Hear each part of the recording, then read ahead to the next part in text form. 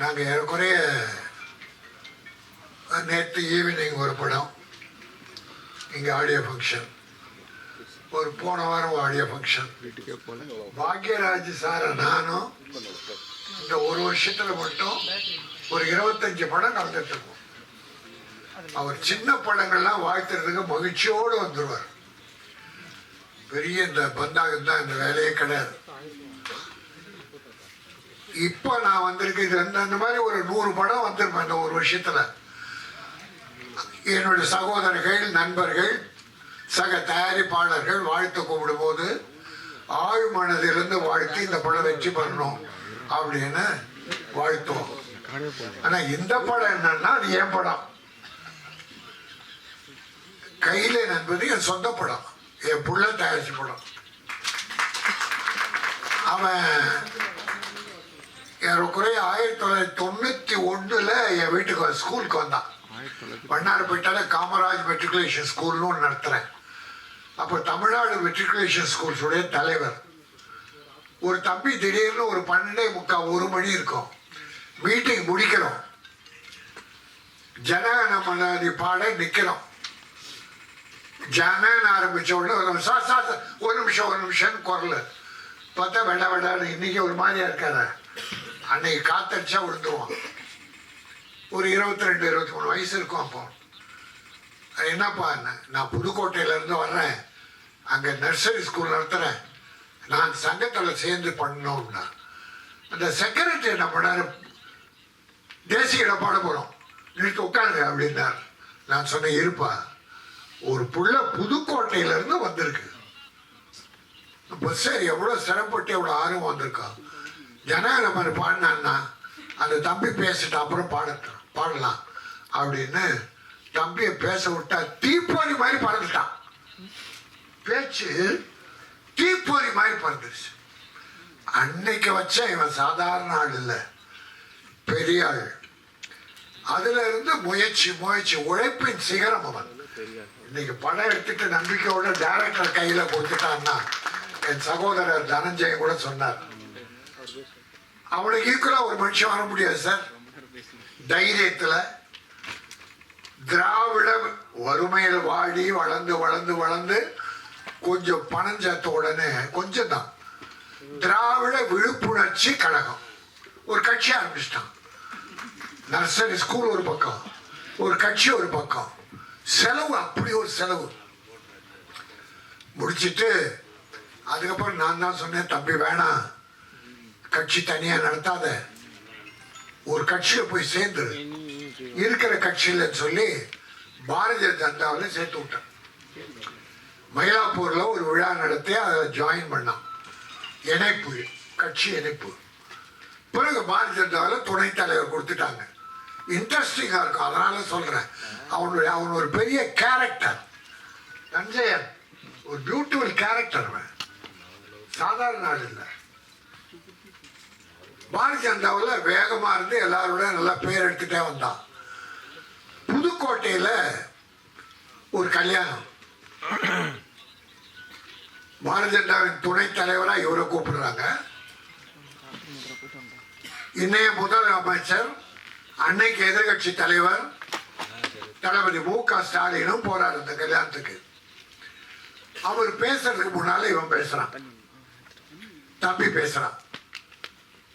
பேசும்போது என்ன பண்ணிட்டான், நாளைக்கு இந்த தமிழகத்தை ஆளக்கூடிய முதல்வராக வரக்கூடிய தகுதி படைத்த மு.க. ஸ்டாலின் அவர்கள்ட்டான். இவன் இருக்கிறது பாரதிய ஜனதா கட்சியுடைய துணைத் தலைவர், அவரு திமுக எதிர்கட்சி தலைவர் சட்டமன்றத்தில். இல்ல அந்த துணிச்சல் பாருங்க, யாருக்காவது வருமா? அன்றைக்கு சேஞ்ச் ஆச்சு சார் அவன் லைஃப். உடனே பாரதிய ஜனதா என்ன பண்ணுவாங்க, நீக்கிட்டாங்க. 2வது நாள் போன் வருது, நீ வந்து என்ன பாருன்னு மு.க. ஸ்டாலின் கூப்பிடுறாரு.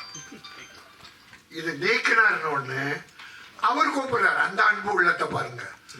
நீ என் கட்சியில வர்றேன்னு செய்தி தொடர்களை போட்டு இன்னைக்கு புரட்சி அவருக்கு வலதுகரமா இருந்து பல நல்ல காரியம் பண்ணிட்டு இருக்கான்.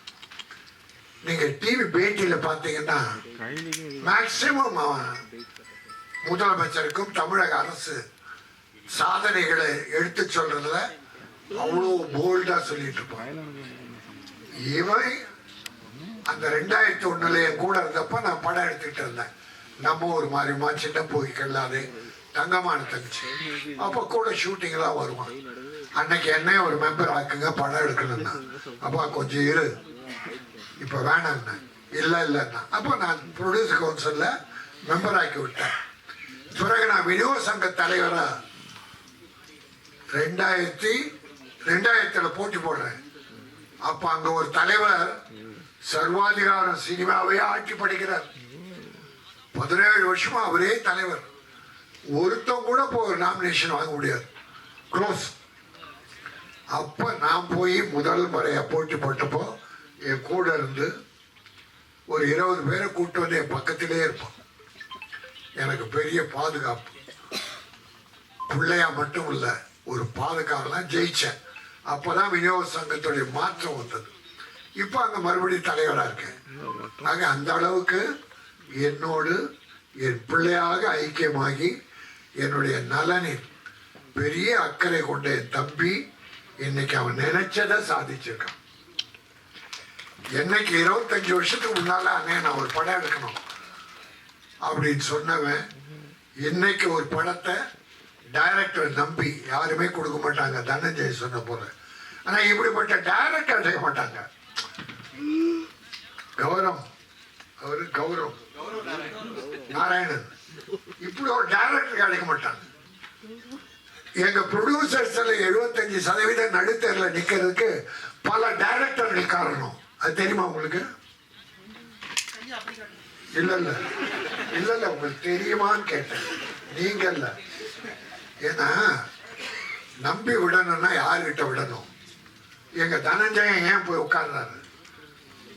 நிறைய நல்ல டைரக்டர், அதுவும் இப்ப வர்ற தம்பிங்க ரொம்ப அற்புதமா பண்றாங்க. அவங்க சிந்தனை எல்லாம் சிறப்பா இருக்கு. ஆனா செலவுகள் தான் ஓவரா இருக்கு. 5 கோடியில படம் முடிக்கலன்னா 9 கோடிக்குள்ள முடிச்சிடுறாங்க.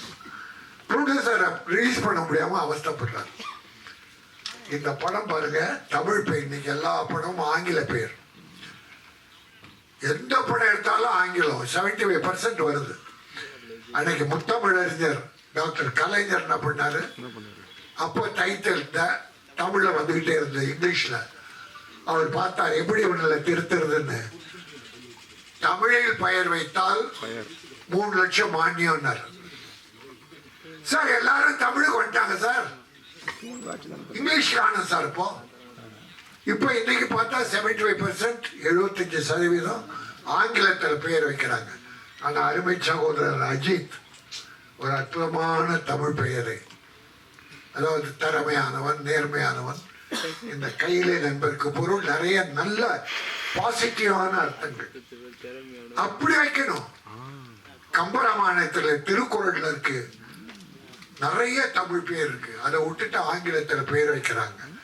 ஆனால் அந்த இயக்குனரை பாராட்டுகிறேன். நீங்கள் வெற்றி பெறுவீர்கள். இந்த சிறு முன்னோட்டம் காட்டிவிட்டது. ஒரு ஆங்கில படத்தை எப்படி எடிட் பண்ணி காட்டணுமோ அந்த மாதிரி காட்டியிருக்கீங்க. அது ஒரு கிரைம் சப்ஜெக்டா, த்ரில்லரா, ஏதோ ஒன்று. ஆனால் interesting. Music, recording first class, editing first class, camera first class, எல்லா ஃபர்ஸ்ட் கிளாஸ் இருக்கிறதால மக்களும் ஃபர்ஸ்ட் சாய்ஸா தியேட்டருக்கு வருவாங்க. இன்னைக்கு எவ்வளோ நல்ல சின்ன படங்கள் வெற்றி பெறும், பெரிய படங்கள்லாம் தோல்வி அடையுது. இந்த 5 வருஷம் நான் கணக்கு சொல்லிட்டு இருக்கேன். பெரிய படங்கள்லாம் சின்ன படமாகுது, சின்ன படங்கள்லாம் பெரிய படமாகுது. சூரிய என்ன சார் பெரிய அழகனா? காமெடி நடிகர் சூரிய பரோட்டா தொண்ணு பரோட்டாவா தின்னானே, அவன் காமெடி பண்ணிட்டு இருந்தான். தம்பி அன்பான தம்பி, அதனால அவன் என்ன பண்ற சார். ஒரு 4-5 படம் சக்சஸ் சார். என்ன கதை இருந்தது, அதுல குடும்பம் இருந்தது, கிளாமர் கிடையாது, வல்கர் கிடையாது, குரூப் டான்ஸ் கிடையாது, ஒரு பெரிய ஃபைட் கிடையாது, கதை இருந்தது, நல்ல குடும்ப கதை இருந்தது. அதனால கதைகள் கிராமத்துல கொட்டி கிடக்கு சார், ஒவ்வொரு வீட்டுல இருக்கு சார், வீதியில இருக்கு சார். என் அருமை தம்பிகள் வர்ற டைரக்டர்ஸ் தமிழ் பண்பாடு குறையாத தமிழ் கலாச்சாரம் மிக்க படங்களை எடுங்க. இப்ப நிறைய குடி பெருகிடுச்சு, அராஜகம் அதிகமாச்சு, கொலைக்குள்ள அதிகமாகுதுன்னு எல்லாரும் கத்துறாங்க. நடக்குது, ஒன்று ரெண்டு நடக்குது. அதுக்காக சட்டம் ஒழுங்கு ஒண்ணு கெட்டு போல வழக்கமா நடக்கிற மாதிரி நடக்குது. அது குடி போதையும் ஒரு காரணம். இன்னைக்கு பல டைரக்டர்ஸ் பெண்கள் ஹீரோயினை குடிக்கிறத காட்டுறான் சார். நிறைய படத்துல சார் ஹீரோயினை குடிக்கிற சார். அது தயவுசெய்து வேண்டி கேட்டுக்கிறேன், பெண்கள் தான் இந்த குடும்பத்தை காப்பாற்றுற தெய்வங்கள். புருஷன் எப்படி அப்படி கெட்டு போனா கூட தாய்மார்கள் தான் நம்ம குடும்பத்தை காப்பாத்திட்டு இருக்காங்க, குழந்தைகளை காப்பாத்துறாங்க, படிக்க வைக்கிறாங்க. அதனால வர்ற டைரக்டர்ஸ் சமுதாயம் இன்னைக்கு கெட்டு போகுது. இப்போ 5-6 நாளா ஒரு போதை, ஒரு சினிமா போதை ஓடிக்கிட்டு, அது போட்டோம். ஆனால் நல்ல கொள்கை உள்ள படங்களை அற்புதமா எடுங்க. இந்த படம் அற்புதமா தூய்மையா தமிழ் பண்பாட்டை சொல்லக்கூடிய ஒரு த்ரில்லர் என்பதை சொல்லி ஒரு சின்ன விஷயம். தனஞ்சயன் என்ன சிஎம்மோட இருக்கிற என் தம்பி பிடி அரசகுமார், பாக்யராஜ் எல்லாருக்கும் ஒரே ஒரு வேண்டுகோளை வைக்கிறேன். 200 கோடி 300 கோடி 100 கோடி சம்பளம் வாங்கி 500 கோடியில படம் எடுக்கிற படத்துக்கும் வேலை செய்யற தொழிலாளருக்கு அந்த 1500 2000 5000 சம்பளம். இந்த படம் எவ்வளவுன்னு கேட்டேன், 2 கோடி. நியாயமான செலவு. தப்பு, அற்புதம் தம்பி. எத்தனை நாள் ஷூட்டிங் கேட்டேன், 34 நாள். பிரமாதம். அதை விட ஒன்றும் குறைச்சி பண்ண முடியாது. இதற்கு வேலை செய்தாங்க தொழிலாளி 2 கோடி மொத்தத்தை படம். எவ்வளவு சம்பளம் கொடுத்தோம்? அந்த 300 கோடியில தயாரிக்கிற படம் வேலை பார்க்குறாங்க தொழிலாளி. 100 கோடி 200 கோடி சம்பளம் வாங்கின ஹீரோ, அந்த தொழிலாளிக்கும் இதே சம்பளம். இந்த 2 கோடியில படம் எடுக்கிறவங்களும் ஒரே சம்பளம். சரி, 500 கோடியில் எடுத்த படம் தியேட்டர்ல போகும்போது 150 ரூபா டிக்கெட்டு, 100 ரூபா டிக்கெட்டு. இந்த கையிலனுக்கும் 200 ரூபா டிக்கெட்டு, 150 ரூபா.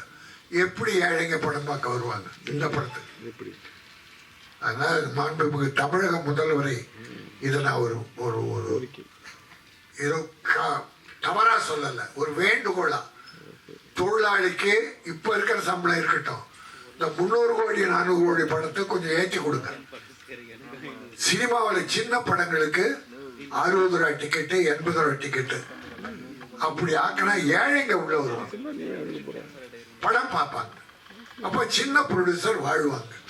இப்ப என் தம்பி இந்த படம் ஜெயிக்கும், போட்ட பணம் வரும், அவன் திரும்பி இன்னொரு படம் எடுப்பான்.